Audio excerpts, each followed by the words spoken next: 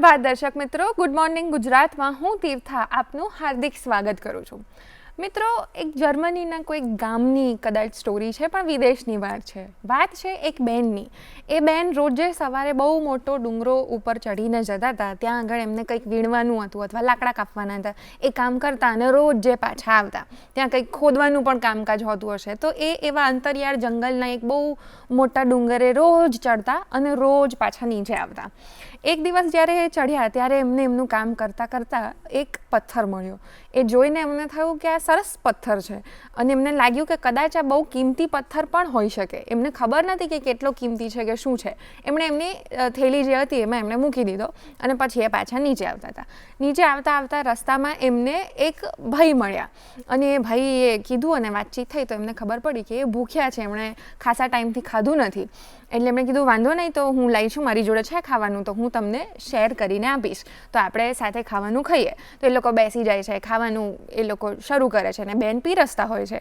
ત્યારે એમની થેલીમાંથી પેલો પથ્થર એ ભાઈને દેખાઈ જાય છે. એ ભાઈએ જેવો એ પથ્થર જોયો તો તરત એમને તો ખબર પડી ગઈ કે આ બહુ કિંમતી પથ્થર છે. એટલે એમણે તરત જ એ બેનને પૂછ્યું કે આ તમારી થેલીમાં આ પથ્થર છે, એ તમે મને આપી શકો? અને બેને કશું જ વિચાર્યા વગર તરત જ એ પથ્થર હાલોને કરીને આપી દીધો. હવે એ માણસ તો એ પથ્થર લઈને જતો રહ્યો. એ લોકોએ જમી પણ લીધું અને બંને પોતપોતાના ઘરે જતા રહ્યા. બીજા દિવસે એ જ ડુંગરા પર એ બેન ફરીથી ચડી રહ્યા હતા ત્યારે એ ભાઈ આવ્યા પાછા અને એમણે આવીને એવું કીધું કે લો બેન, આ પથ્થર લઈ લો. એટલે કે કેમ, શું થયું?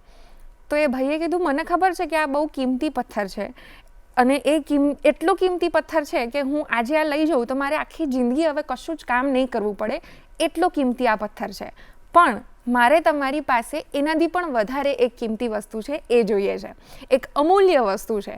તો બેન કહે છે કે એવી તો શું વસ્તુ છે મારી જોડે? તો એમણે એવું કીધું કે તમે આટલો કિંમતી પથ્થર જરાક પણ વિચાર કર્યા વગર સીધો મને આપી દીધો. એ જે તમારી ઉદારતા છે, એ જે નિખાલસતા છે, એ તમારી વેલ્યુઝ છે, એ એકચ્યુઅલી વધારે અમૂલ્ય છે, એ તમારી રિચનેસ છે. તો મારે એ જાણવી છે, તો મને એ આપો. મિત્રો, આપણે જેટલા પણ જેમ આગળ વધતા જઈએ, જેમ આપણને સફળતા મળતી રહે, એમ આપણને લોકોની તાળીઓ મળે, વાહવાઓ મળે, આપણે આગળ જતા થઈએ તેમ આપણે રીચ થતા જઈએ છીએ.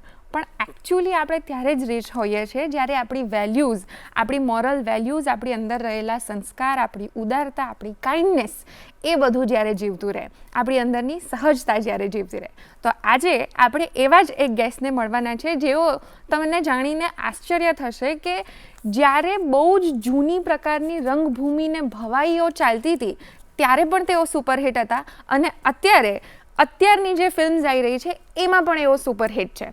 એમણે એ જૂની રંગભૂમિથી લઈને મોડર્ન થિયેટર, સિરિયલ્સ અને ફિલ્મ્સ દરેક, રંગભૂમિ, નાટ્ય જગત અને સિનેમાના કોઈ પણ પાસામાં તમે જોશો તો એમાં એમણે કામ કરેલું છે. અને આટલા બધા વર્ષોનો એક્સપિરિયન્સ અને આટલી રિચ એમની લેગેસી છે, તેમ છતાં એમનો સ્વભાવ એટલો જ ગ્રાઉન્ડેડ છે અને જ્યાં પણ એ હોય છે ત્યારે એ એમનો પ્રેમ લોકોને આપતા રહે છે અને એટલા નિખાલસ છે અને એટલા ગમી જાય એવા છે કે નાના બાળકોના પ્રોગ્રામમાં નાના બાળકો એમના ફેન્સ છે અને એ બાળકોના ફેન છે.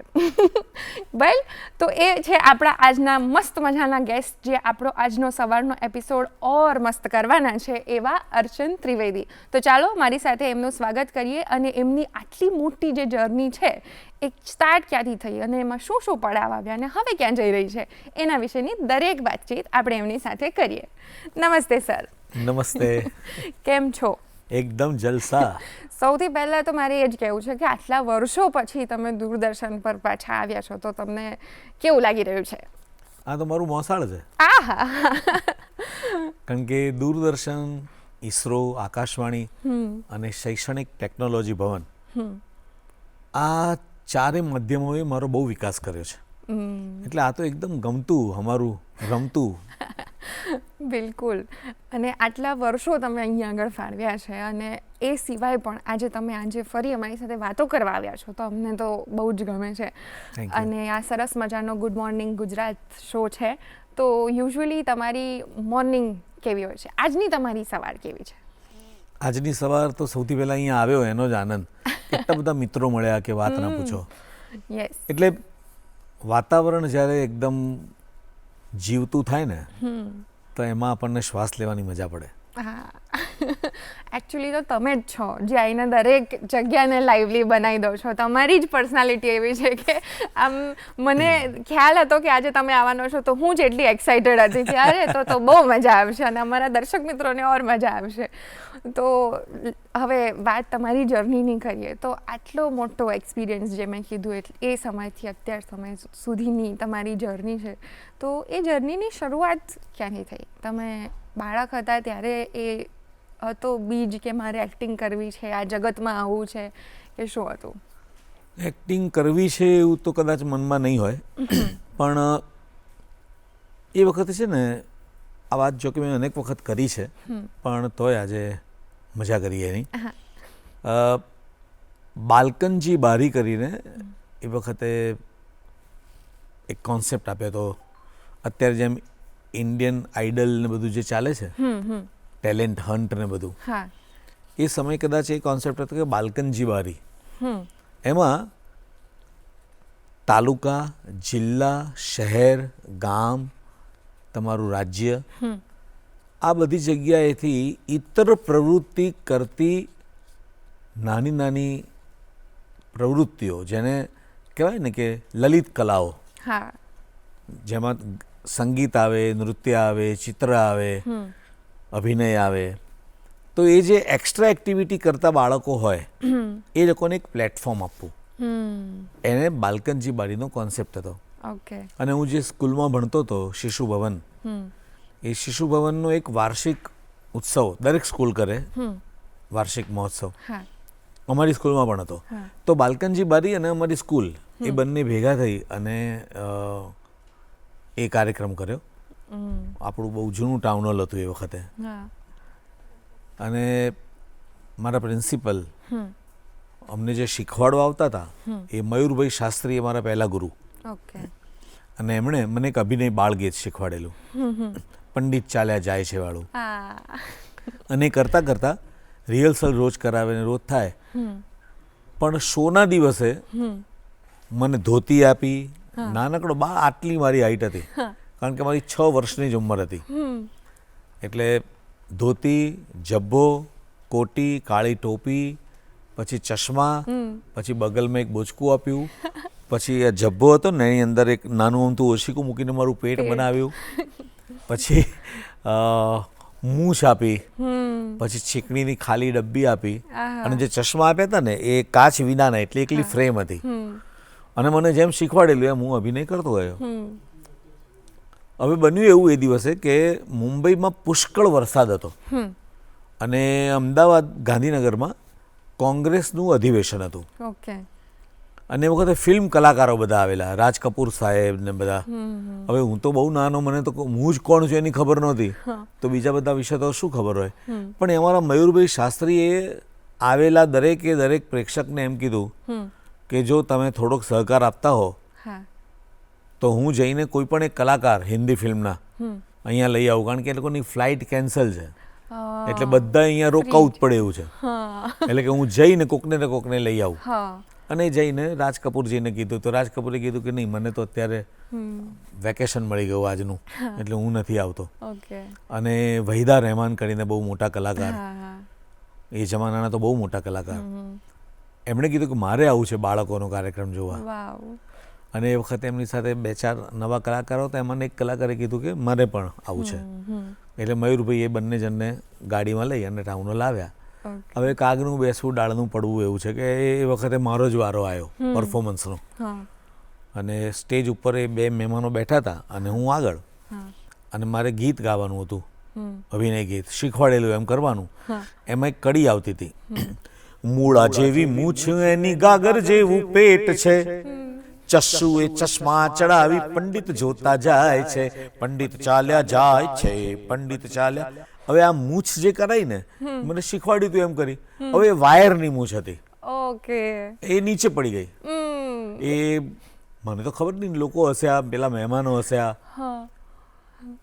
આપણું તો આગળ કામ ચાલ્યું. અને છેલ્લી કડી હતી, આંબા ઉપર કેરી દેખી પંડિત લેવા જાય છે, ધડામ કરતી કેરી પડી માથું ફૂટી જાય છે, લોહી વહ્યું જાય છે, લોહી વહ્યું જાય છે, એમ કરીને એક પગ ઊભો રાખવાનો અને એક પગ ગોઠણ નીચે અડાડવાનો, એવું કમ્પોઝિશન બતાવ્યું હતું. તો એ કરતા કરતા મેં મારી મૂછ જોઈ નીચે, એટલે મેં મારી મૂછને ગાતા ગાતા જ આમ લોહી વહ્યું જાય છે એમ કરીને અડાડી, તો એ વાંકી ચોંટી. હવે એ ખબર નહીં, લોકો હસ ચાલે. ગીત પૂરું થઈ ગયું અને મારા પ્રિન્સિપલ પ્રવીણાબેન, પ્રફુલ્લાબેન અને હવેલીની પોળમાં રહેતા હતા કનકબેન, એમણે મને એક મોટો હાર આપ્યો. અને મારી હાઈટ પણ એ વખત આટલી અમથી ને મારી હાઈટ જેટલો હાર. એટલે હાર લઈ અને મને કહેલું કે પેલા ભાઈ બેઠા છે ને એમને પહેરાવાનો અને કહેવાનું ઘણું જીવો. હવે વાર્તા એવી કે હું નાનપણથી હકલાતો હતો બહુ, એટલે મારી જીભ છે ને એ બહુ હકલાય. એટલે મારે દૂરદર્શન એવું બોલવું હોય તો દૂધ દૂધ દૂધ આટલું બધું થાય. એટલે બધા મને હપ્તે હપ્તે કહેતા હતા કે અડધું આજે બોલશે ને અડધું આવતે અઠવાડિયે બોલશે.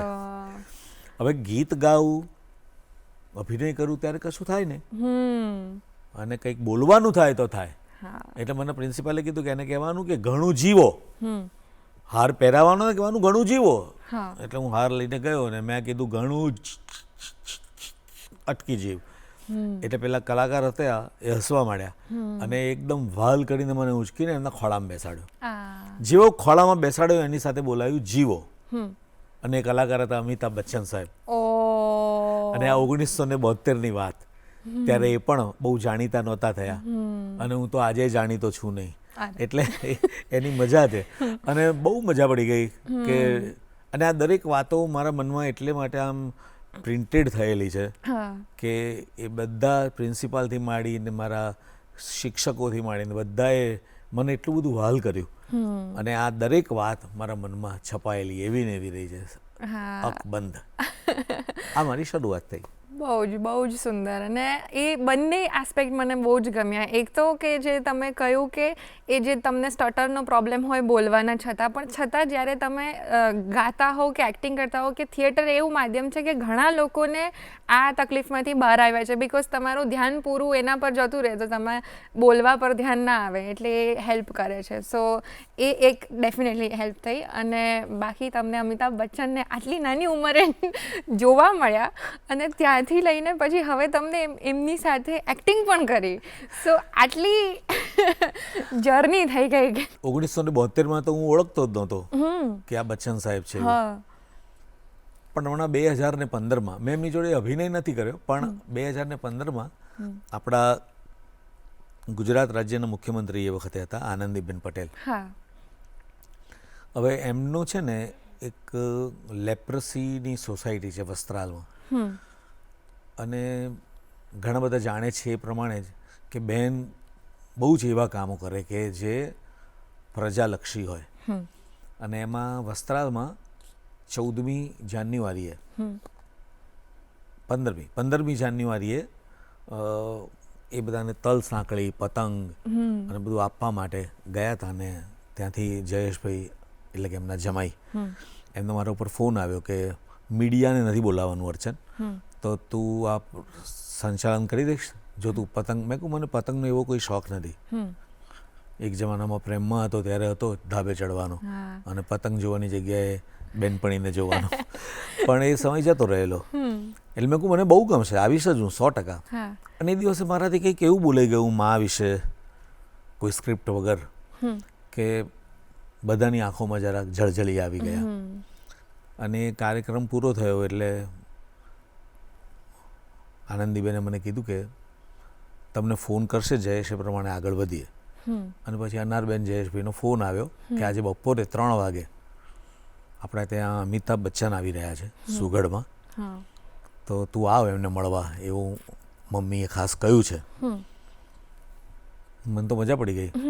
પછી મને કે તારી દીકરી અને પત્નીને પણ લઈને આવજે, પણ એમને કહેતો નહીં કે અમિતાભ બચ્ચનને મળવાનું છે, કારણ કે કલાકાર છે. અચાનક એમને એવું કોઈ કામ આવે તો એ ના પણ આવે ને જતા રહે.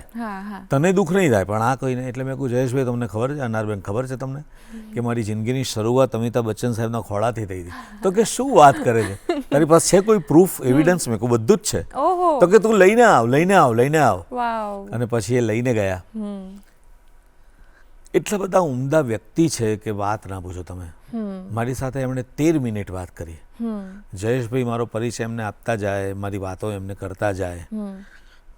મને ગૌરવ પુરસ્કાર મળ્યો છે એની વાત કરે, મને કેન્સર થયું એની વાત કરે, લંડનમાં ગ્લોબ થિયેટરમાં મેં અભિનય કર્યો. આ બધી વાતો સાંભળીને બચ્ચન સાહેબ મારો હાથ પકડીને મારી જોડે 13 મિનિટ વાત કરી એમણે. અને ગ્લોબવાળી વાત સાંભળીને તો મને ખૂણામાં લઈ ગયા. એટલે મને કહે કે તને ખબર નહીં હોય દોસ્ત, ગ્લોબ થિયેટરમાં મેં ઓડિયન્સ તરીકે બહુ જ નાટકો જોયા છે, પણ મને સ્ટેજ ઉપર એક પણ નાટક કરવાનો મોકો નથી મળ્યો, અને તું 2 વખત જઈ આવ્યો.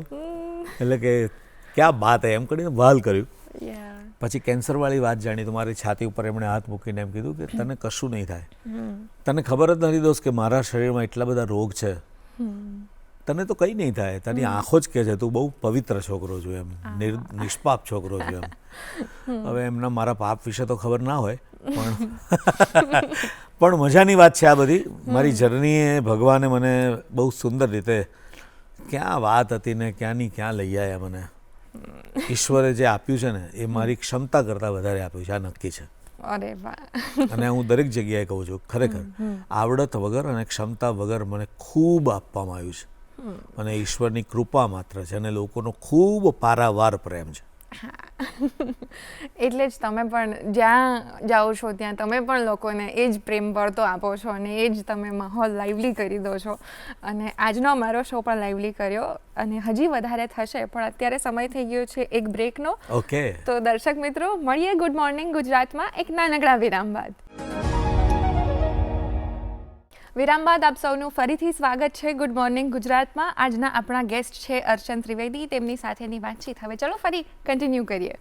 તો બહુ જ તમારી એકદમ સ્વીટ શરૂઆત હતી આ ફિલ્ડમાં, અને પછી પણ આટલા ઇન્ટરેસ્ટિંગ તમે કિસ્સાઓ અમને કહ્યા તો બહુ મજા આવી. જઈએ તો પાછા કે પ્રોફેશનલી નાટકો કરવાનું જે તમે શરૂ કર્યું, એ પહેલું નાટક અથવા પહેલી કોઈ ક્ષણ યાદ છે તમને? અરે બિલકુલ યાદ હોય, કેમ નહીં. એક બાળ નાટક હતું, અજબ ગજબની મ્યાઉ મ્યાઉ. આહા. મરાઠીમાં એ નાટક બહુ ચાલ્યું હશે, અને બહુ દિગ્ગજ રાઇટર એના રત્નાકર મતકરીજી, એમના એ નાટકનો અમદાવાદમાં અનુવાદ થયો, અને ઇકબાલ બોઝ, ચંદ્રકાંત લખતરિયા, લક્ષ્મીકાંત પંડ્યા, આ લોકોએ એ નાટકને કમર્શિયલ નાટક તરીકે પ્રોડ્યુસ કર્યું. અને નસીબ કેવું સરસ, બિલાડી ઉપરની આખી વાર્તા, અને પહેલું જ કમર્શિયલ નાટક મારું બાળ નાટક, એમાં મારા ડબલ રોલ, બાપનો રોલ એ કરું અને એક જાદુગરનો રોલ કરું. ઇન્ટરવલ પછી જાદુગર અને ઇન્ટરવલ પહેલા બાપ. પણ કમાલ એટલે એટલા બધા સુંદર લોકો મારા ભાગ્યમાં મને મળ્યા કે જેણે મારો ગ્રો કેવી રીતે થાય, હું કેવી રીતે વિકાસ થાય મારો પોતાનો કલાકાર તરીકે, એના ઉપર જ લોકોએ ધ્યાન આપ્યું. ચંદ્રકાંત લખતરિયા, અજયભાઈ સાગર સાહેબ, લક્ષ્મીકાંત પંડ્યા સાહેબ, એઝરા ક્રિશ્ચિયન સાહેબ, ત્રિકમ તપોધન સાહેબ, મહિપાલ સેજુ, મારા અરવિંદ કામદાર સાહેબ, આ દરેકે દરેક દિગ્દર્શકે મને બાળ કલાકાર તરીકે એટલો બધો વિકસિત કર્યો કે હું મેઇન સ્ટ્રીમના કમર્શિયલ થિયેટરમાં આવ્યો ને ત્યારે મને કશી જરૂર જ ના પડી, મને બધું આવડી જ ગયેલું એવું લાગે એમ તમને. અને પછી એ લોકો જોડે મારી સરળતા થઈ ગઈ. મોટા મોટા કલાકારો જેમ કે જયશ્રીબેન પરીખ હોય, દેવેન્દ્ર શાહ હોય, જયેન્દ્ર મહેતા હોય, અન્નપૂર્ણાબેન શુક્લ હોય, આ બધા જોડે કામ કરતાં કરતાં એમ થયું કે કેટલા અનુભવી કલાકારો છે. ચારુબેન પટેલ તો એટલું મોટું નામ, એ બધાની સાથે કામ કરવાનો મોકો મળે એ જ બહુ મોટી વાત છે. અને એમને હું ગોઠવાતો ગયો અને મજા કરતો ગયો. એટલે અમે જે રોલ્સ અમુક જોયા છે કે ફિલ્મોમાં કે સિરિયલોમાં કે નાટકોમાં, તો એમાં પણ અમે ખાસી રેન્જ જોઈ છે.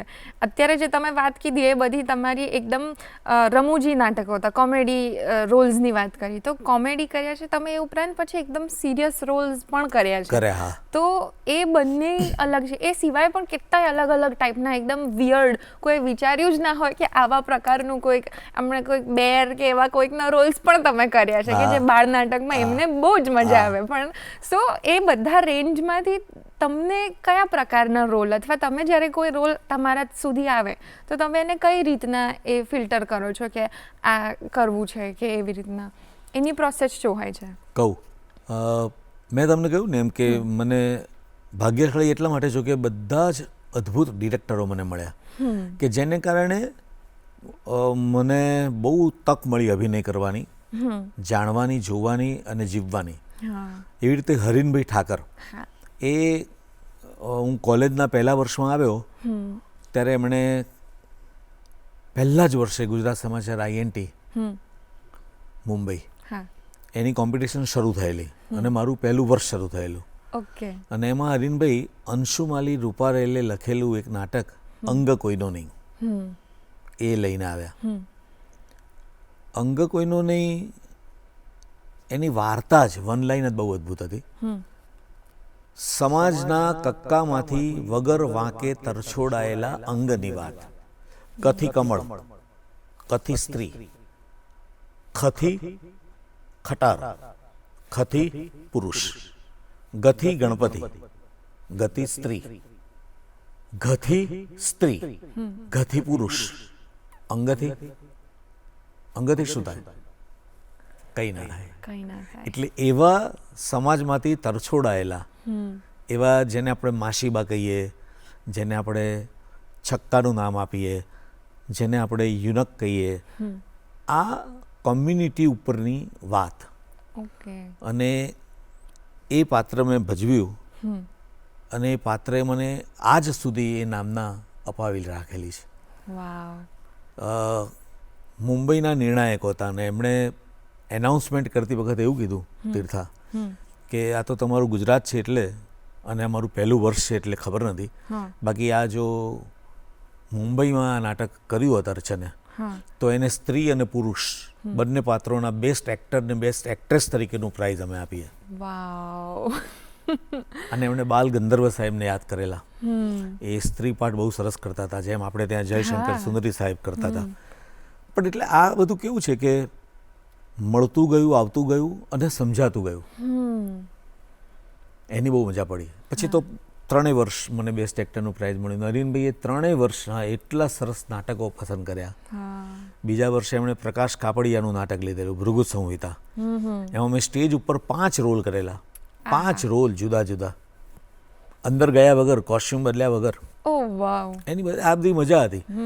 પહેલા વર્ષે મને શંભુ મિત્રા સાહેબના હાથે પ્રાઇઝ મળ્યું, બીજા વર્ષે સદાશિવ અમરાપુરકર સાહેબના હાથે પ્રાઇઝ મળ્યું, અને ત્રીજા વર્ષે તોખાર કર્યું એમણે. એ પણ સીતાંશુભાઈ યશસ્ચંદ્ર, આપણા બહુ મોટા રાઇટર, બહુ મોટા સાહિત્યકાર, એમણે એડોપ્ટ કરેલું આ નાટક હતું તોખાર. અને એમાં પણ મને બેસ્ટ એક્ટરનું પ્રાઇઝ મળ્યું, અને પરેશભાઈ રાવલ સાહેબના હાથે. એટલે આમ ઇન્ટરેસ્ટિંગ કેરેક્ટર્સ આવતા ગયા છે અને તમે શીખતા ગયા છો. એની જ મજા હતી. જેમ કે આકાશવાણીની તને વાત કરું, તીર્થા, તો નરવણ નામનું એક નાટક. આ મારે એટલા માટે કહેવું છે કે મને તો આમ ગદગદ થઈ ગયેલો હું આ મારી વાત સાંભળીને, અનુભવથી. એ નરવણ પણ સેમ વાર્તા હતી, પણ એ પ્રોસેસની વાર્તા હતી કે તમને હિજડા કે છક્કા બનાવવાની જે પ્રોસેસ છે એ શું છે, એ પ્રોસેસનું એ નાટક હતું નરવણ. અને એ પણ આકાશવાણી ઉપર, રેડિયો ઉપર.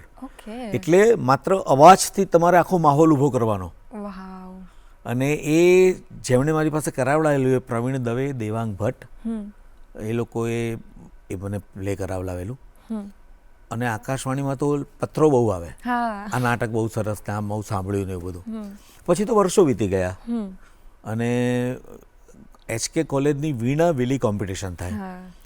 એમાં સુભાષભાઈ બ્રહ્મભટ્ટ સાહેબે મને, રાજુભાઈ બારોટને અને સ્વાતિ નાણાવટીને નિર્ણાયક તરીકે બોલાવેલા. અને મને આમે બધે વહેલા જવાની આદત છે 15 મિનિટ. એટલે હું ગયો તો કોઈ હતું નહીં, એકલા સુભાષભાઈને જોયા એટલે મેં કહ્યું સર હું આવી ગયો છું. હું એવું બોલ્યો નથી, મારું નામ બામ કંઈ નહીં. અને ત્યાં ઓડિયન્સમાં ખાલી ઓડિયન્સમાં એક જ ભરાવદાર માણસ હતા. એ હતા ભગવતી કુમાર શર્મા, બહુ જ મોટા મૂર્ધન્ય સાહિત્યકાર. અને એમનો ત્યાંથી અવાજ આવ્યો, અર્ચન ત્રિવેદી છો? એટલે મેં કીધું જી સાહેબ. હું પાસે ગયો, પગે લાગ્યો. સુભાષભાઈ મને ક્યાં કોણ છે ખબર છે? મેં કહ્યું ના. મને કે ભગવતી કુમાર શર્મા. મેં તો એમનું ઘણું બધું વાંચ્યું હતું, ઉર્ધ્વ મૂલ ને બધી વાત એમને કરવા માંડી. પણ મેં કહું દાદા તમે મને કેવી રીતે અવાજથી ઓળખ્યો? મને કે બેટા ભગવાને મારી પાસે આંખોનું તેજ ઓછું કરી આપ્યું છે, એટલે હું વર્ષોથી માત્ર રેડિયો જ સાંભળું છું. અને એમાં આજથી 5-7 વર્ષ પહેલાં તારું એક નરવણ નાટક હતું. મેં તારા ઘણા નાટકો સાંભળ્યા છે બેટા, પણ નરવણમાં તો તે જે અભિનય કરેલો, હું કે મારા રૂંવાટા ઊભા થઈ ગયેલા. પણ એ સાંભળીને હું તો એટલો અંદરથી રડી પડ્યો કે આ ભગવાને મને ક્યાં ક્યાં મૂક્યો અને મને ક્યાં ક્યાંથી ઝીલ્યો. ભગવતી કુમાર સાહેબ જેવા સાહિત્યકાર મને આમ બિરદાવે, આનાથી મોટું બીજું કયું સન્માન જોઈએ યાર? કોઈ પણ એવોર્ડ મળે સાહેબ, આનાથી વધારે તો કશું ના હોય. એટલે જલસો પડે છે, જીવવાનો જલસો ને બધું કરવાનો જલસો. Love you. અરે થેન્ક યુ. હું ચાહતી હતી કે તમે કહો આ સ્ટેજ ઉપર, બીકોઝ તમે દર વખતે જ્યારે મળીએ ત્યારે બધાને તમે કહો છો આઈ વોઝ લુકિંગ ફોરવર્ડ કે. અને આ જ સરસ વાત છે કે એ તમને મળે છે થિયેટરમાં. એ મળે છે કે તમે એક રોલ અથવા એક પાત્રને તમે જીવી શકો છો, કારણ કે આઈ થિંક કદાચ 1 મહિના સુધીના અપ્રોક્સ એના રિહર્સલ ચાલતા હોય મિનિમમ, અને તમે એ પ્રોસેસમાંથી જાઓ તો તમે એ જીવી શકો છો. બિલકુલ. કમ્પેર ટુ ફિલ્મ્સની જો વાત કરીએ તો એમાં એ રોલ કરવાનો હોય છે, એમાં રોલ જીવવાની તકો કમ્પેરેટિવલી કદાચ ઓછી મળતી હોય છે. એવું નથી કે નથી જ મળતી, ઘણા લોકોને મળતી પણ હોય છે. પણ આમ કમ્પેરેટિવલી તમારો એક્સપિરિયન્સ ફિલ્મમાં કેવો રહ્યો છે અને ક્યારથી? બહુ સરસ. મને કોઈ પણ પત્રકાર અથવા તો એન્કર આ પ્રશ્ન પૂછતા જ હોય, દરેકને પૂછતા હોય, એમાં મને પણ એવું પૂછવામાં આવે, એ પણ ખાસ તો 27 માર્ચે, એક જ દિવસે અમે કલાકાર હોઈએ એવું લાગે અમને, બાકી તો બરાબર છે. પણ એ વખતે પૂછવામાં એમાં કે તમારો પહેલો પ્રેમ કયો, થિયેટર, ટેલિવિઝન કે ફિલ્મ? તમે 3 માધ્યમોમાં કામ કર્યું છે. તો મેં બધા ઘણા લોકોને સાંભળ્યા છે, પણ મને એવું થાય કે મારો સાચો જવાબ એ છે કે જો હું તો કલાકાર છું. આ 3 માધ્યમોને હું તો ડિરેક્ટરના જ માધ્યમ કહું છું. ડિરેક્ટરને મને મળેલા કેરેક્ટર પાસેથી શું જોઈએ છે એ ડિરેક્ટર કહે અને હું અભિનય કરું. એટલે મારા માટે તો અવસર એ જ છે કે હું ડિરેક્ટરનો એક્ટર છું, અને દિગ્દર્શન મને જે દિશા ચિહ્ને એ મારે કામ કરવાનું. પણ ફરી વાર કહું છું કે ફિલ્મો ઘણી કરી, પણ એમાં 10 ફિલ્મો તો એવી સરસ કે જેમાં મને કામ કરવાનો બહુ મજા પડી ગઈ. બધી ફિલ્મો મેં તો મજા જ કરી હોય. એટલે તમને કોઈ પણ ફિલ્મ મારી તમે જોતા હો અને તમને એમ લાગે કે આમાં બહુ સરસ એક્ટિંગ નથી કરી, તો એમાં માત્ર મારો વાંક છે. પણ જે ફિલ્મમાં બહુ સરસ એક્ટિંગ લાગી હોય ને એમાં મારો કોઈ ફાળો નથી. એ દિગ્દર્શકને કારણે જ મારી આટલી સરસ એક્ટિંગ તમને લાગી હોય. યસ. Nice nice. આ એસ્પેક્ટ બંને તરફથી છે, જરૂરી અને સાચું જ છે. આ બોલવા ખાતર નથી બોલતો, એકદમ સાચું. એ રિયલી સમજી શકાય એવી વસ્તુ છે કે બધાનું ક્યુમ્યુલેટિવ વર્ક, અને એ ડિરેક્ટર્સ જ એક્ટરને ચીંધતા હોય ને એમને પેલું બિગર પિક્ચર દેખાતું હોય, ખાસ કરીને ફિલ્મોમાં કે બહુ જ બધા ડિપાર્ટમેન્ટ્સ એમને સાચવવાના હોય છે, અને એ વખતે એમને એ જોવું અને એક્ઝેક્ટ એ કદાચ ક્યારેક એક્ટર્સને નથી જ સમજાતું હતું, તો એ એમને ચીંધવું જ પડે. એ તો આવે. પણ એ સિવાય તમારી ટેલેન્ટ તો એ ત્યાં રહેવાની જ છે, અને એ હવે મને યાદ આવી અમુક કે બેસ્ટ જે તમારી કહેવાય ને કે એ જે કોમેડિક ટાઈમિંગ એ કોઈ ના આપી શકે. ના. અને બેટા હું ખરેખર કહું છું, સાચું કહું છું, આ જ તક છે. જો આ કાર્યક્રમ મારો લાંબો થાય ને કશું એડિટ ના થાય તો હું સાચું કહું કે ટાઈમિંગના એક્ટર અત્યારે જે છે ને, અત્યારે એ મારા કરતાં 10,000 ગણા વધારે ટેલેન્ટેડ લોકો છે. અને આ સાચું છે, એકદમ સાચું. તમે જુઓ સાહેબ, દૂરદર્શનમાં જેણે પોતાની કારકિર્દી અદ્ભુત બનાવી એવા રાગી જાની, તમે એનું ટાઈમિંગ જુઓ, ચેતન દહિયા એનું ટાઈમિંગ જુઓ, આ બધા બહુ અદ્ભુત કલાકારો છે. અને અત્યારે તો એ છોકરાઓ જે કામ કરી રહ્યા છે ને, બહુ જ સુંદર. મને એવું સાચે લાગે કે હું જૂની પેઢીનો થઈ ગયો. એટલું સરસ કામ કરે છે અને મને એનો બહુ આનંદ છે. એ તો ડેફિનેટલી એ થઈ રહ્યું છે, પણ હું એ તમને પૂછવાની હતી કે તમે આટલા વર્ષોથી જે એક પ્રેક્ટિસ, એ કહેવાય ને કે એક એક્સપિરિયન્સ આવે અને એક્સપિરિયન્સથી જ શીખ્યા હોઈએ, તો એવી વસ્તુઓ કે જેમ કે કોમેડિક ટાઈમિંગ છે કે આ આપણને, અને અમુક ઇમ્પ્રોવાઇઝેશનમાં પણ ઓન સેટ તમને ખબર પડે કે કઈ રીતના સેટ, જે અગર સામેવાળું વ્યક્તિ આવી રીતના બોલ્યું છે તો હું આને આ રીતના બોલીશ, એ જે કેલ્ક્યુલેશન્સ હોય, એ ક્રાફ્ટ કઈ રીતના ડેવલપ થયું ધીરે ધીરે? થિયેટરને કારણે આવે. હા, ફિલ્મોમાં કદાચ એટલો મોટો અવસર ન મળે ઇમ્પ્રોવાઇઝેશનનો, પણ થિયેટરમાં એ અવસર ભરપૂર મળે અને એ અચાનક જ તમને અંદરથી સ્ફુરે, એ રંગ દેવતાની કૃપા હોય. અને મારો પ્રોબ્લેમ એ છે કે ઓડિયન્સને હું ગમું ને મને જો બિરદાવે તો હું વધારે ચગું, પણ મને તમારે જો સુપર ફ્લોપ કરવો હોય તો હું ગમે તેટલી અદ્ભુત એક્ટિંગ કરું ને તમે તાળી ના પાડો, તમે મનમાં વાહ ના બોલો, એટલે હું સુપર ફ્લોપ, મને કશું આવડે જ નહીં આગળ કરતા. એ પણ એક એસ્પેક્ટ છે કે હા, it depends on audience perspective, because જે પણ બનાવી રહ્યા છે એ છે તો ઓડિયન્સનું જ વાત કે, એટલે નાઇસ, અગેન સારો પોઈન્ટ તમે કહ્યો. પણ ફિલ્મની જ વાત કન્ટિન્યુ કરીએ તો આટલા વર્ષોથી તમે અલગ અલગ ટાઈપ્સની ફિલ્મ કરી છે, ફેઝ જ કહી શકો તમે. ગુજરાતી ફિલ્મો જે બનતી હતી એ 10-15 વર્ષ પહેલાં જે બનતી હતી અને હવે જે બને છે, એ બંનેનો આખો ફેઝ અલગ છે. તો એ અલગ ફેઝમાં તમને અત્યારે ઇન્ડસ્ટ્રી તરીકે ચેન્જ શું સૌથી વધારે આવ્યો હોય એવું લાગે છે? જે સમયની ફિલ્મો બની ને, જે સમય, અરવિંદ પંડ્યા સાહેબ, ઉપેન્દ્ર ત્રિવેદી સાહેબ, નરેશભાઈ કનોડિયા સાહેબ, એ વખતે ફિલ્મોની કથાની જરૂરિયાત હતી અને ઓડિયન્સને પણ એની જરૂર હતી. એટલે મને, હું ક્યારેક સાંભળતો હોઉં છું કે ચોયણાવાળી ફિલ્મોને, એવું નથી. એ વખતે એ ફિલ્મોની જરૂર હતી, એ કથાની જરૂર હતી, અને એટલે જ એ ફિલ્મોને કારણે જ તમે અત્યારે જે ફિલ્મો કરો છો ને એને તમે લાયક છો. આટલી આખો કેટલો અદ્ભુત ઇતિહાસ છે ગુજરાતી ફિલ્મોનો. તમે જો સાહેબ શું કામ કર્યું છે, અરવિંદ રાઠોડ, અરવિંદ ત્રિવેદી, ઉપેન્દ્ર ત્રિવેદી સાહેબ, આ લોકોએ, અને અરવિંદ પંડ્યા જે મારા અત્યંત ફેવરિટ એક્ટર, અને નારાયણ રાજગોર સાહેબ, આ બધાએ બહુ અદ્ભુત કામ કર્યું છે, અદ્ભુત ખેડાણ છે. કલ્પના દિવાન જુઓ તમે સાહેબ, એટલે કોઈ તુલના ન થઈ શકે એવો એ સમય હતો. એવું બોલીને તમારી ફિલ્મને એ સમયને ઉતારી ન પાડવો જોઈએ કે ચોયણાની ને ભાગડાની ફિલ્મો. અરે બિલકુલ નહીં, એ સમયની અદ્ભુત જરૂરિયાતવાળી ફિલ્મો. અને ત્યારે જ આપણી લખેલી ગુજરાતી નવલકથાઓ ત્યાં સુધી પહોંચી, ગુજરાતી વાર્તાઓ એ લોકોએ આપી. અત્યારે જે બને છે એમાં ગુજરાતી વાર્તાઓ અને ગુજરાતી નવલકથા ઉપર કોઈ હિંમત ભાગ્ય થાય છે તો એ ત્યારે તો એ લોકોને સલામ આપવી પડે. આજની કમ્પેરિઝન થઈ જ ના શકે એ સમય જોડે. એ તો છે જ કે આપણું જે રિચ લિટરેચર છે, કલ્ચરલ, એ ટાઈમે હોતું હતું. અત્યારે તમે પણ જે કહ્યું કે આકાશવાણીમાં જે તમે રેડિયો નાટક, અત્યારે એ ખાસા મતલબ બનતા નથી. હશે, સમય એકચ્યુઅલી છે ને, કોઈ દિવસ કોઈ સમયની કમ્પેરિઝન હું નથી માનતો કરવી જોઈએ. દરેક સમયની જે ડિમાન્ડ હોય એ પ્રમાણે થાય જ થાય. ઓકે. હવે તમે બહુ વર્ષો જૂની ફિલ્મ જો અશોક કુમારની, દેવિકા રાણીની, તો એક બના ફૂલ, તો એ સ્ટાઇલ હતી. એને તમે આજે તમને ભલે હસવું આવે, પણ એ જમાનાની એ સ્ટાઇલ હતી, અને એટલે જ બધું પોપ્યુલર થયું ને એ લોકો જાણીતા થયા ને, એટલે તમે આજે અહીંયા છો. રાઈટ. બાકી તમારી શું કિંમત?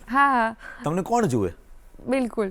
અને મને એવું થાય છે, આ મારો પર્સનલ બિલીફ છે કે એ સ્ટાઇલાઇઝ્ડ વેમાં પણ એ લોકો રિયલિસ્ટિક એક્ટિંગ કરી શકતા હતા. પણ તમે અત્યારે નામ આપો છો, તમને આવડે છે એટલે સ્ટાઇલાઇઝ. ત્યારે સ્ટાઇલાઇઝ નહોતી.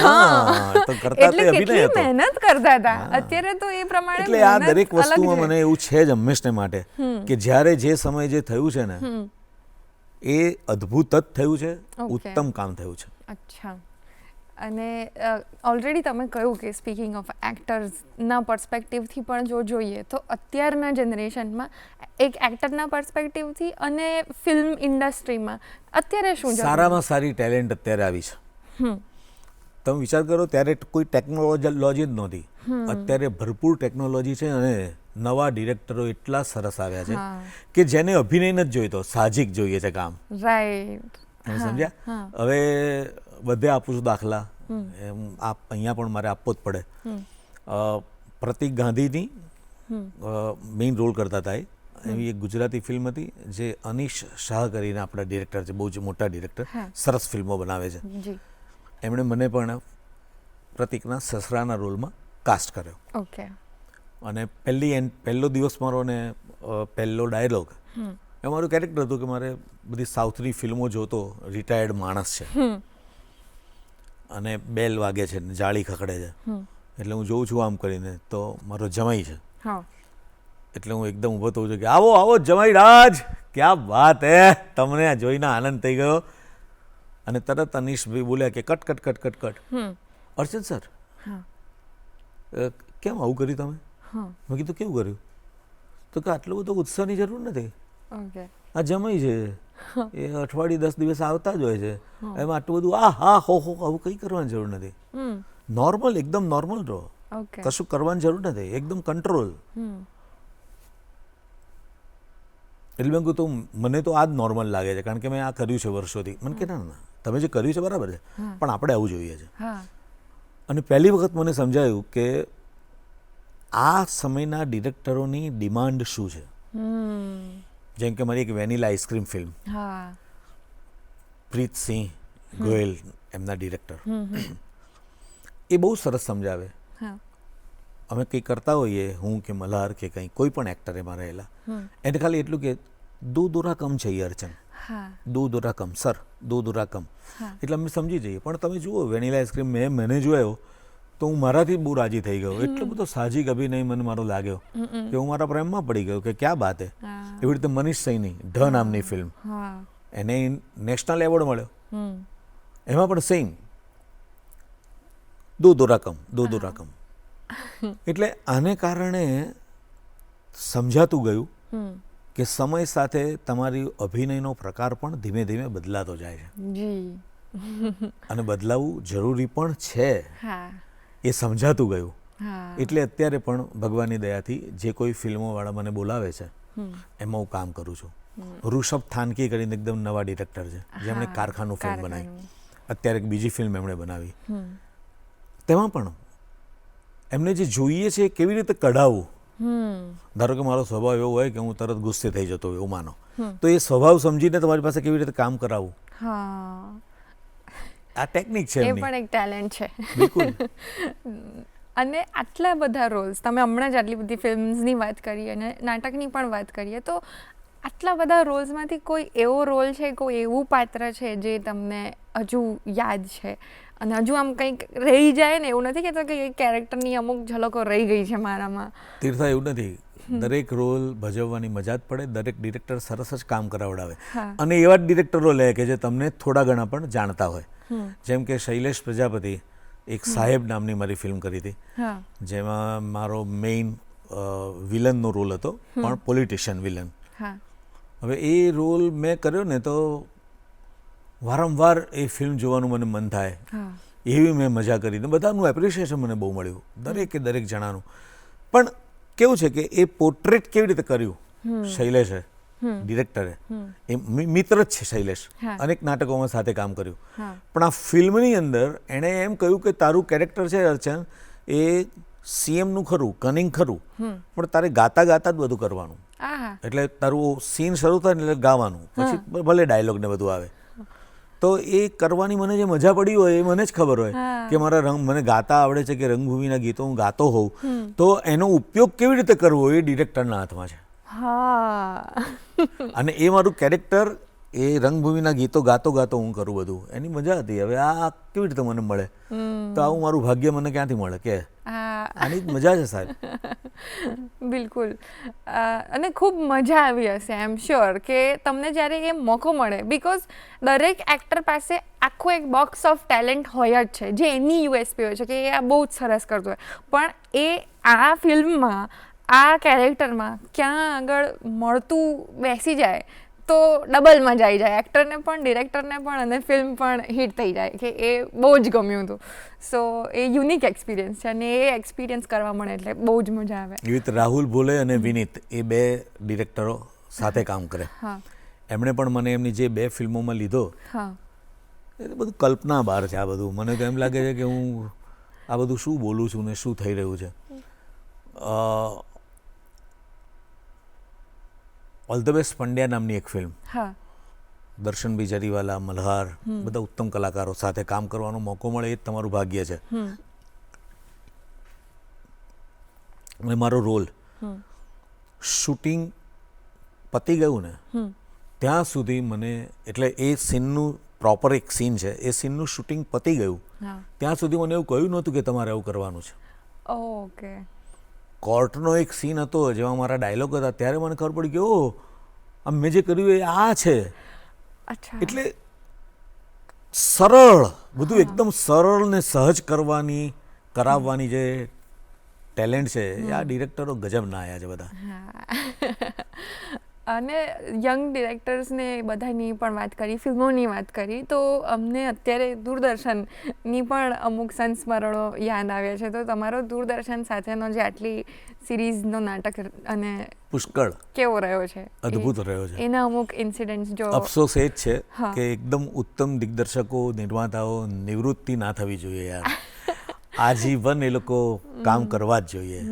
જેમ કે પંકજભાઈ ચૌહાણ છે, આપણા બિપિનભાઈ બાપોદરા છે, ગિરીશ જોશી હતા, અહીંયા જ હતા શૈલેષ પ્રજાપતિ, દિલીપ વાઘેશ્વરી હતા, આ દરેક જણાએ, રાહુલ આનંદ હતા, આ બધાએ બહુ સુંદર કામ કર્યા. અને સિરિયલો તો એટલી બધી આપી. અમે લોકો ઘેર ઘેર જાણીતા સિરિયલોને કારણે થયા, પછી ફિલ્મોમાં કામ મળ્યું. પહેલા સિરિયલોને કારણે અમે ઘેર ઘેર જાણીતા થયા. તમે જુઓ સાહેબ, દૂરદર્શનનો શું જમાનો હતો. અને એમાં પણ જ્યારે પાત્રો સાહેબ કે સરોજ ચંડોળાજી હતા, એ વખતે સ્પોન્સર્ડ સિરિયલોનો જમાનો હતો. ત્યારે જેમ રામાયણ અને મહાભારત આવે એટલે સોપો પડતો હતો ને, એમ હુતોહુતી આવે, કાકા ચાલે વાંકા આવે, આ બધી સિરિયલો વખતે સોપો. અને ઇનહાઉસ સિરિયલો તો એટલી બધી અદ્ભુત. તમે કલ્પના કરો સાહેબ, દૂરદર્શન ભારત દેશમાં જેટલા હશે, પણ એમાં અમદાવાદ દૂરદર્શનના ઇતિહાસો છે. આટલી મોટી સિરિયલ, એક ડાળના પંખી, આટલી મોટી સિરિયલ, કેટલા એપિસોડ, કેટલા કલાકારો, બધું માતબર કામ. અને બધા પોતાનું મન સાથે જ આવે. એક પણ નિર્માતાને મેં એવું જોયું નથી કે પગાર મળે છે એટલે કામ કરે છે. ના, પોતાનો જલસો છે. રાકેશ શાહ જુઓ તમે સાહેબ, આ દરેક જણાએ બહુ અદ્ભુત કામ કર્યા. અને એમાં એ દરેક સિરિયલમાં હું હતો ને, એનો મને બહુ આનંદ, ગજબ. દીપક બાવસ્કર સાહેબે નાટકો કરેલા અહીંયા, ફૂલ લેન્થ પ્લેઝ, એ બધા નાટકોમાં પણ કામ કરવાનો અવસર જે મળ્યો અમને. કેમેરામેન, દરેક કેમેરામેન, ડીઓપી અમને આમ એટલું વહાલ કરે ને, ઘર જેવું લાગે. આજે પણ હું અહીંયા આવ્યો તો એ દરેક, એટલે આ બધા જલસાની વાતો છે. અને એ જરૂરી છે. એ જે માહોલ જે તમે વાત કરી કે એ જે પ્રેમ કમ્યુનિટી સાથે, કોઈ પણ એ તમે નાટક કરો કે તમે સિરિયલની વાત કરો કે પછી ફિલ્મની વાત કરો, આટલા દિવસો સુધી, આટલા કલાકો સુધી તમે સાથે રહો છો એટલે એ તમારું બીજું ઘર થઈ જ જાય અનએક્સપેક્ટેડલી. એટલે એમાં એ માહોલ ક્રિએટ થઈ જ જાય કે ઘર જેવું લાગે. જેમ કે જો બકુલનું બખડ જંતર છે, શ્યામલી છે, આ બધી સિરિયલોએ અમને બહુ મોટા કરી કાઢ્યા. ઘર ઘર જાણીતા તો કર્યા, પણ દરેકના હૃદયમાં બહુ અમારી ઊંચાઈ વધારી દીધી. એક કલાકાર તરીકેની આમ જે કહેવાય ને, મોટી આમ હાઈપ આપી દીધી. અને છે જ, તમારી ટેલેન્ટ્સ પણ એટલી વર્ધી છે એટલે લોકોને ગમે છે.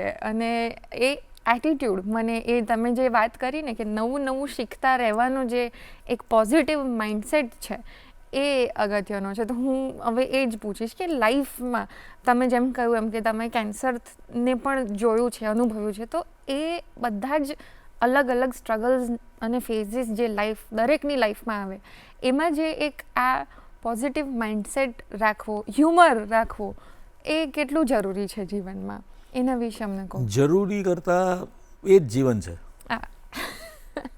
અને બહુ સ્વાભાવિકપણે આપણને કહેવાનું મન થાય કે તકલીફ છે ને એ દરેકના જીવનમાં આવે જ છે, પણ મને મારી તકલીફ મોટી લાગે, દરેક જણને પોતાની જ તકલીફ મોટી લાગે.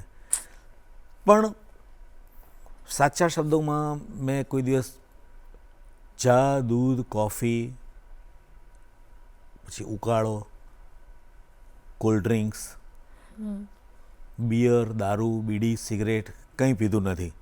અને સર્વસામાન્ય લોકોની જેમ મારી પાસે પણ એ જ સમજણ હતી કે વ્યસન હોય ને એટલે તમને કેન્સર થાય. પણ મને તો કોઈ વ્યસન જ નહોતું, કોઈ વ્યસન નહીં. તે છતાંય થયું. એટલે એક પંકજ શાહ સાહેબની ટીમ જે હતી 11 ડૉક્ટરોની, એણે એમ કીધું કે તને કેન્સર છે. એ વાક્ય પૂરું થાય એટલી સેકન્ડો જ મારા પગ નીચેથી ધરતી નીકળી ગયેલી. પછી એવું નક્કી થયું કે ભાઈ કેન્સર છે તો છે, હવે એમાં તમે શું કરવાના હતા? અચ્છા, કેન્સર વિશેની મારી પાસે કોઈ સમજણ છે? તો કે ના, નથી. તો એના વિશે વિચારીને શું કરવાનું? મારા દાદી બહુ સરસ કહેતા હતા કે જે તમારા હાથમાં નથી ને એની ચિંતા જ નહીં કરવાની. એ મને એવું કહેતા કે જન્મ, પરણ ને મરણ એ તમારા હાથમાં નથી. રાઈટ. એ તો એણે નિર્માણ કર્યું હોય ને એ જ પ્રમાણે થાય. એટલે મને કોઈ એવી ચિંતા જ નહોતી કે હવે કેન્સર આવ્યું ને હું મરી જઈશ તો શું ને એવું કશું. એટલા માટે કે મારા દાદીએ બહુ સરસ રીતે મને જડીબુટ્ટી પાઈ હતી. એટલે મને સળંગ 26 મહિના કેન્સરના દોરમાં બધા અદ્ભુત અનુભવો અને જીવન જીવવાનું રોજ મન થાય, રોજ એવો માહોલ હતો. ત્યાં પણ અમદાવાદ, વડોદરા, સુરત, મુંબઈ, રાજકોટના કલાકાર જગતે પુષ્કળ મહેનત કરી મારે માટે અને ફંડ ઉઘરાવેલું. એટલે હું તો હંમેશા એ માટે કહું કે હું ઉછીના શ્વાસથી જ જીવનારો માણસ છું. પછી એ જુદી વાત છે કે ધીમે ધીમે કામ કરતું ગયો, મળતું ગયું અને બધાને પૈસા પાછા આપ્યા. પણ એ વખતે તો ઉછીના શ્વાસ જ હતા. લોકોએ અને મારા કુટુંબીજનોમાં મારા બંને ફોઈ અને ફુવા, ભરમગ્નેબેન ને અમિતા ફોઈ ને અંશુમાન ફુવા ને, આ લોકોએ મારી જે કેર કરી છે ને, અકલ્પ્ય છે બધું. મારા મોટા ભાઈ અને એટલે હિતેન પંડ્યા, મારા ફોઈનો દીકરો, અને મારા બનેવી શશિકાંત સોની, એમના વગર હું કીમોથેરાપી ઇન્જેક્શન નહોતો લઈ શકતો. એ હોય એક હું ફરી એક મોરલ સપોર્ટ જેને કહીએ ને એ હતો. પણ એ લોકોએ મને બહુ સાચવ્યો અને કદાચ આજે જે કહીશું ને એ લોકોએ મારે માટે જે દુઆ કરી, લોકોએ ફંડ ફાળો ઉઘરાવી અને મને જીવતો રાખ્યો, ઋણ છે, બહુ મોટું ઋણ છે, જે કદી પૂરું થઈ જ ના શકાય, શક્ય જ નથી. મને બરાબર યાદ છે કે 1992 16મી જાન્યુઆરીએ મને 19 બ્લડના ડાયરિયા થયેલા. એટલે ડૉક્ટરે પણ આશા છોડી દીધેલી કે હવે આ બિચારો હેરાન થાય છે એમ. મારું ફેમિલી સાથે જ હતું. પણ ત્યાંના 4થા વર્ગના કર્મચારી સવિતા માસી એક આટલી મોટી એલ્યુમિનિયમની ડોલ લઈ અને હાથમાં રબરના મોજા પહેરી અને મારી એ બધી ગંદકીને ઉલેચતા હતા. ચહેરા ઉપર કોઈ પ્રકારની નારાજગી નહોતી.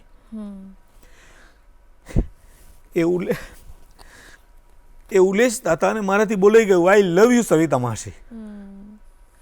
અને એમની આંખમાં મેં જે હાસ્ય જોયું ને, બાળક જેવું, એક ક્ષણથી મેં મારો જીવન મંત્ર બનાવ્યો, આઈ લવ યુ. ત્યારથી કે આજે 35 વર્ષ થયા મારા કેન્સરને. 35 વર્ષથી સવારે ઉઠું ત્યાંથી લઈને રાત્રે સૂઈ જવું ત્યાં સુધીમાં હજારો વખત અલ્પ વિરામ, પૂર્ણ વિરામ, વ્યાકરણની જગ્યાએ હું આઈ લવ યુ વાપરું છું. તને હું આઈ લવ યુ કહું તો એમ તને લાગે કે તને કહ્યું, પણ ના, મારા માટે મારો ચહેરો તો સવિતા માસીનો છે, તીર્થાનો નથી. એટલે સવિતા માસીએ મને પારાવાર જીવાડ્યા. મજાની લાઈફ, ખૂબ જલસા કર્યા. 499 થી વધારે લોકોને મેં ટ્રીટમેન્ટ લેતા શરૂ કર્યા. હા, એ જરૂરી છે કે તમે મેસેજ કંઈક જે તમને લાઈફ અદ્ભુત એટલે અદ્ભુત. એક સ્ટેપ આગળ જવાનું આપણે જે લાઈફ આપણને આપે એનાથી. તમે જુઓ, આ આપણી દૂરદર્શનની જાણીતી સિરિયલ એક ડાળાના પંખી, એમાં પંકજભાઈએ કેન્સર હોસ્પિટલ સાથે રહીને, ખાસ તો મને સેન્ટરમાં રાખીને 1 અઠવાડિયા સુધી કેન્સર અને વ્યસન મુક્તિનો 1 અઠવાડિયા સુધી, આટલી પોપ્યુલર સિરિયલ, એના 1 અઠવાડિયા સુધી પંકજભાઈ ચૌહાણે કેન્સરના એપિસોડ કર્યા. વ્યસન ન કરો એના વિશેનું કેટલા ફલકમાં પહોંચ્યું હશે. દૂરદર્શન તો કેટલે બધે પહોંચે છે, દરેક જગ્યાએ. એટલે આ બહુ મોટી વાત છે આ બધી.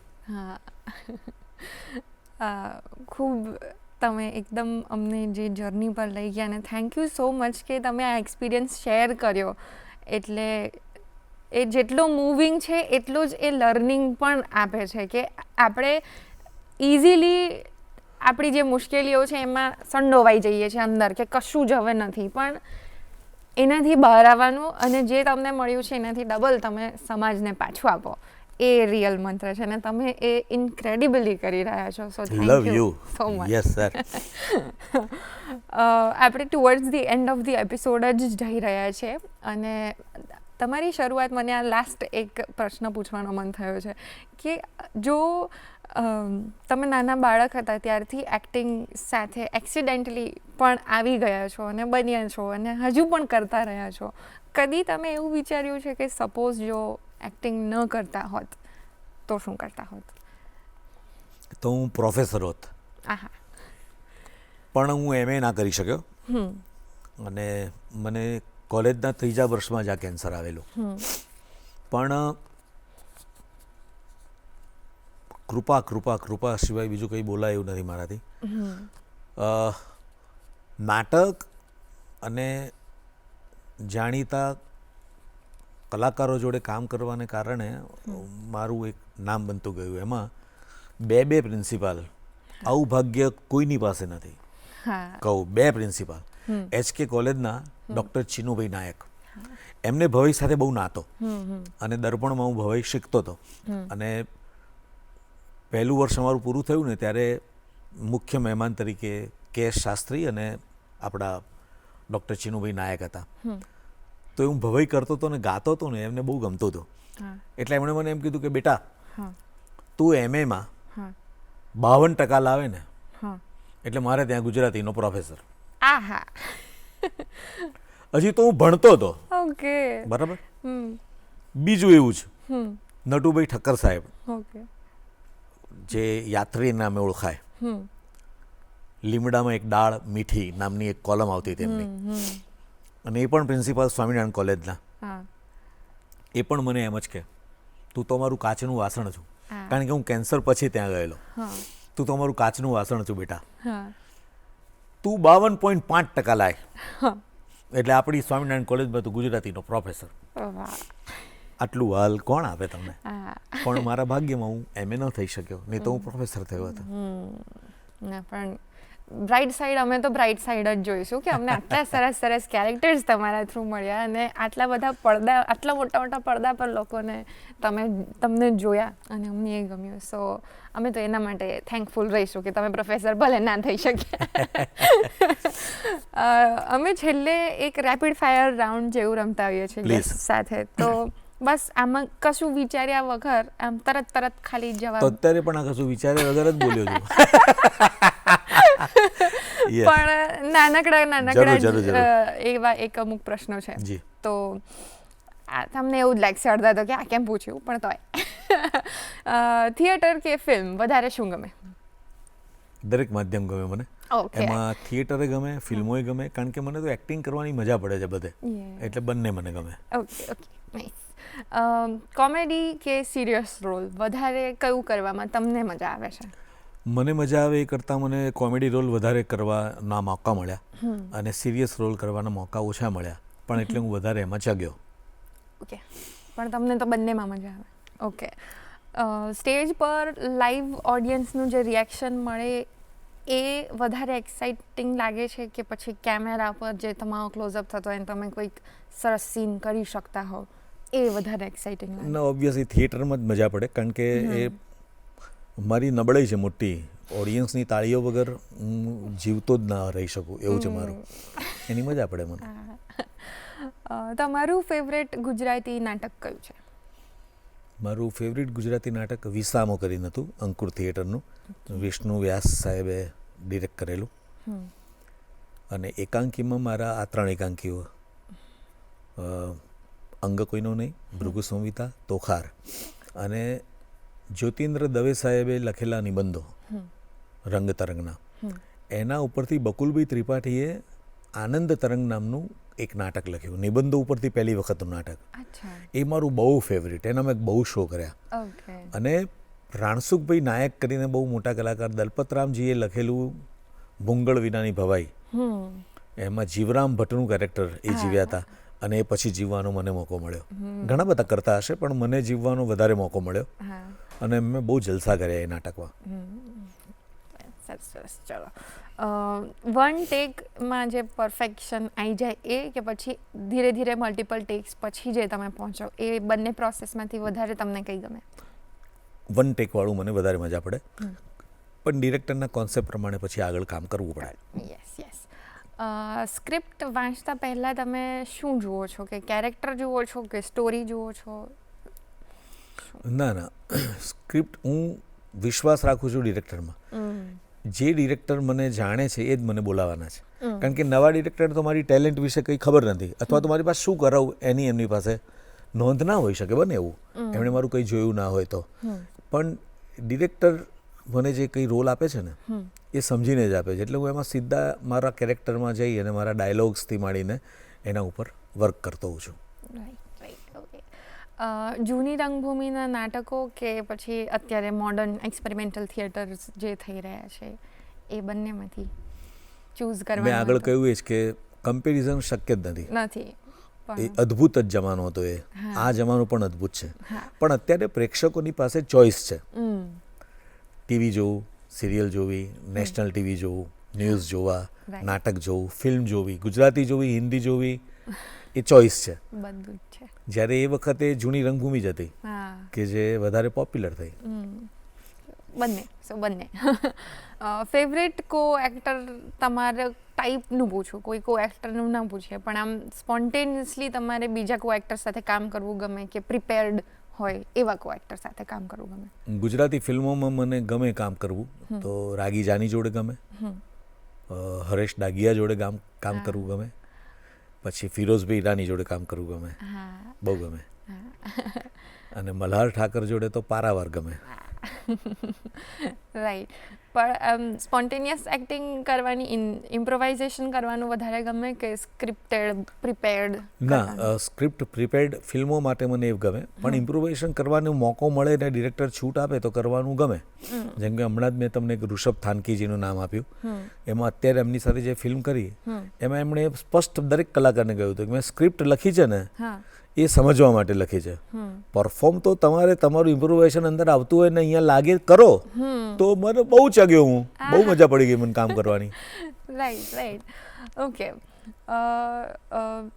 ઓફ સ્ક્રીન તમને વધારે શું ગમતું હોય છે? કયું જોનરા, કે પુસ્તકોમાં કે નાટકોમાં કે ગમે તે, એમાં તમને હ્યુમરસ કોન્ટેન્ટ ગમતું હોય છે કે પછી સિરિયસ કોન્ટેન્ટ ગમતું હોય છે? ના, હ્યુમરસ. ઓકે.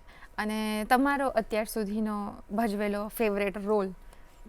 જીવરામ ભટ્ટ અને ઘેલા કાકા. અરે વાહ. ઓકે, સો રેપિડ ફાયર આવ્યો હતો. Thank you so much. Lastly અમે એવું કહીશ કે તમે જો અમારા દર્શક મિત્રોને કોઈક મેસેજ આપવા માંગો તો એ શું હશે? જલસો છે એટલે જ જીવન છે, અને જીવનને જો જલસાની જેમ તમે નહીં જીવો તો જુઓ, પરિસ્થિતિ તો રોજે રોજ વિકટ જ થવાની છે, કારણ કે હવે આ માહોલ બધા એવા જ બનવા માંડ્યા છે. એટલે રોજે રોજ ચિંતા કરવી ને એ કરતાં નચિંત થઈ અને જીવન જીવવું એ સૌથી ઉત્તમ છે. તો કોઈ પણ ક્ષેત્ર હોય તમારું, એમાં તમને જ્યાં સુધી એવું લાગે કે મને મજા પડે છે ત્યાં સુધી કામ કરવું. જેવી મજા પડતી બંધ થાય ને એટલે કરવા ખાતર ન કરવું. I love you. Thank you so much. Thank you so much. Thank you so much. આટલી બધી વાતો કરી અને અમારા શો પર આવ્યા એ બદલ ખૂબ ખૂબ આભાર. ફરી એક વખત thank you so much. Thank you so much. તો દર્શક મિત્રો, સરસ મજાનો મેસેજ આપ્યો છે ને આજે આપણને અર્ચન સરે કે તમને જે કામ ગમે છે એ કામ કરતા રહો, કરવા ખાતર કંઈ ના કરો. આટલો સરસ મેસેજથી તમે તમારી હવે સવાર શરૂ કરવા જઈ રહ્યા છો, પણ ઊભા રહો. પહેલાં અમને એ જણાવજો કે આ એપિસોડ કેવો લાગ્યો. આ એપિસોડ નહીં, બીજા કોઈ પણ એપિસોડ પણ તમે જો જોયા હોય ને એના કોઈ રિવ્યૂઝ હોય, કોઈ સજેશન્સ હોય અથવા કોઈ ગેસ્ટ રિક્વેસ્ટ હોય તો અમને ચોક્કસથી લખીને મોકલજો. અમારું ઈમેલ આઈડી છે goodmorninggujratshow@gmail.com પર. તો તમે ચોક્કસથી મોકલવાનું ભૂલતા નહીં. બીજું એક નોંધ મારે તમને કહેવાની છે કે જો તમે આ ટીવી ચેનલ પર જોઈ રહ્યા હો, ડીડી ગિરનારની ટીવી ચેનલ પર, તો હું તમને જણાવું કે ગુડ મોર્નિંગ ગુજરાતના દરેક એપિસોડ યુટ્યુબ પર પણ અવેલેબલ છે.